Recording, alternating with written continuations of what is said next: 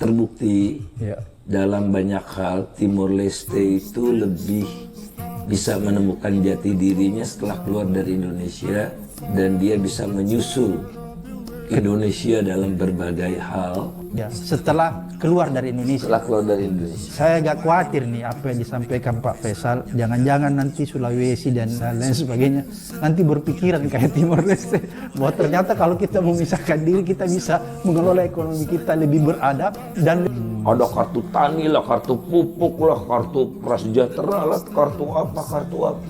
Ini ngelola negara kok kayak main kartu gitu kan. Udah nggak bener. Intinya kan bukti bahwa semakin banyak kartu itu menunjukkan bahwa Pak Jokowi gagal untuk meningkatkan daya beli masyarakat kan. Hilirisasi digital, apaan itu hilirisasi? itu apa maksudnya? Saya bingung sendiri. Aduh, nggak tahu saya. Iya, itu saya agak bingung apa ini maksud hilirisasi digital. Coba, Bang Madu, salah satu obat paling mujarab, insya Allah. Sedia madu ternak dan madu hutan. Dihasilkan oleh lebah dari nektar bunga asli, bukan dari gula yang dimakan lebah. Proses higienis, kemasan praktis dan elegan. Garansi 1 juta rupiah jika terbukti madu kami tidak asli. Terbaik, madu kelanceng, dari lebah spesial. Hubungi. Sekarang umur manusia tinggal 60 lebih pendek umur daripada Timor Leste. Wah, padahal Timor Leste 67,7. kita 65 ya. 67,4. Padahal kita pernah 70. Pernah 70. Oke. Dan di ASEAN kita hanya lebih tinggi dari Myanmar. Ya, negara yang paling terkebelakang merdeka ya. Terbukti Ya. dalam banyak hal Timor Leste itu lebih bisa menemukan jati dirinya setelah keluar dari Indonesia, dan dia bisa menyusul Indonesia dalam berbagai hal. Dalam mengelola perekonomiannya juga mereka lebih beradab gitu ya. Nah, kalau kita ini kurang beradab mengelola ekonomi. Kalau dapat rezeki nonplok wajib dihabiskan, jangan ditabung. Kalau sedang susah ngutang. Nah, Timor Leste tidak begitu. Oke. Timor Leste ikut perintah kitab suci gitu ya. Surat Yusuf ayat 43 sampai 54, atau di Alkitab Injil itu di bab Kejadian yang bilang kalau panen kamu bagus gunakan seperlunya, sisanya tabung. Jadi di Timor Leste mereka punya migas sedikit lah ya. Nah, hasil migasnya kan mereka jual, yang boleh ditaruh di APBN cuma 10%, sisanya harus ditabung. Luar biasa Karena kebijakannya. itu hak generasi mendatang juga. Kalau kita tidak pikirkan hak generasi yang akan datang. Tidak, untuk nikel Iya. itu kan saya hitung-hitungan saya Oke. berdasarkan tahun 2022 13 tahun habis. Habis ya. Kata Menteri SDM 6 sampai 11 tahun. Bisa 6 tahun, bisa 11 tahun. Kita nanti nih adik-adik yang muda-muda ini udah mobilnya mobil listrik semua barangkali. Oke. Baterainya, nikelnya impor. Habis nikel kita sudah dikuras oleh generasi sekarang bagi kepentingan negara Tiongkok, China. Bukan untuk kepentingan di dalam negeri ya. Bukan. Oke. Kan bernegara nggak boleh setolol itu. Jadi berarti negara ini dikelola dengan cara Ugal-ugalan. ugal-ugalan ekonomi yang tidak beradab. Ya, bisa bilang gitu.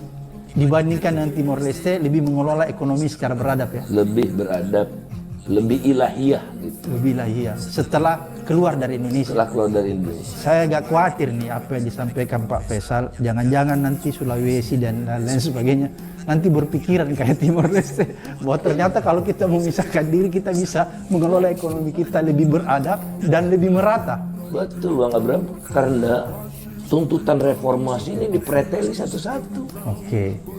Dan yang sekarang dipreteli itu adalah penguatan otonomi daerah. Sebaliknya hak-hak daerah sekarang diambil oleh pusat.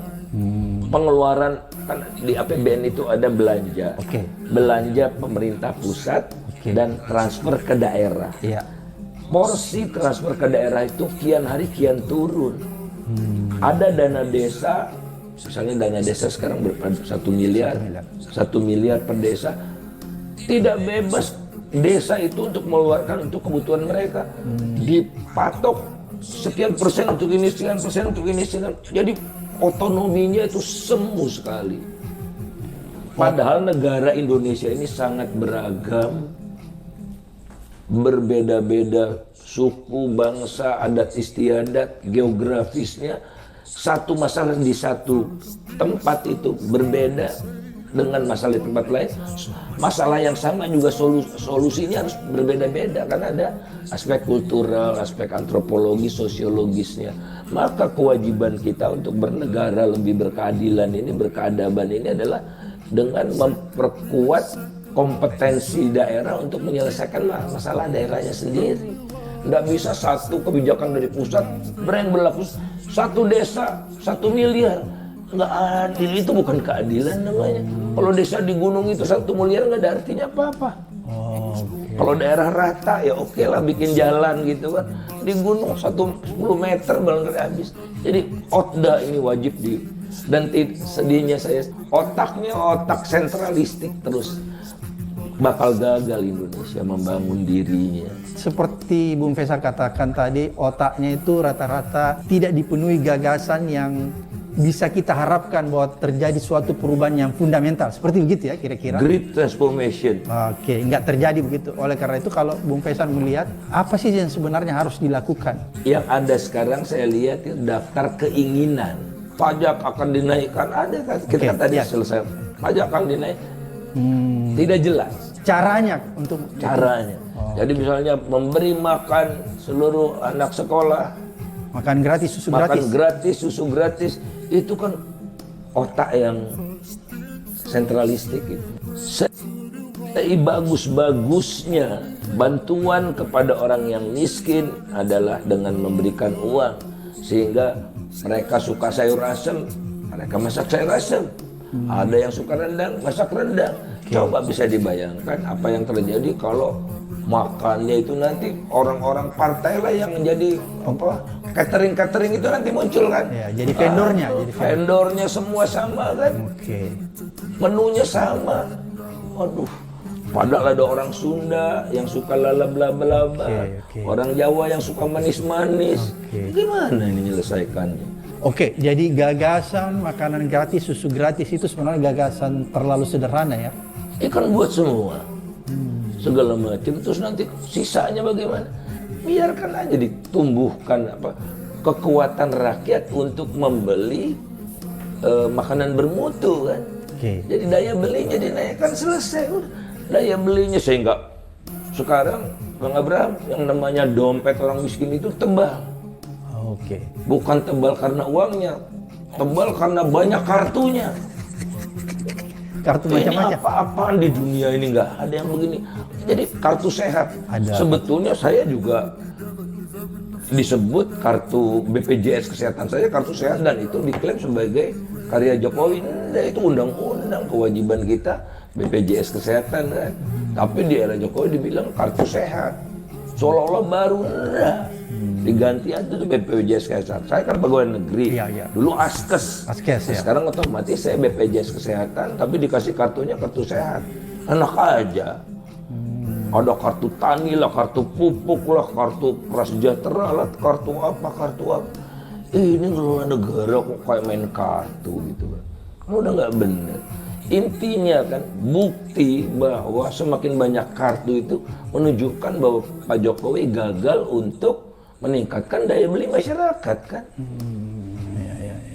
Sekarang kartu apalagi, kartu untuk anak muda yang startup gitu. Ini Pak Gibran ini kan. Ekonomi digital. Awalnya kartunya memang main kartu remi apa bagaimana ini? Jadi menurut Bung Faisal, apa yang disampaikan Bung Gibran itu hari di dalam debat Cawapres masalah ekonomi itu sebenarnya hal-hal yang tidak substansial ya?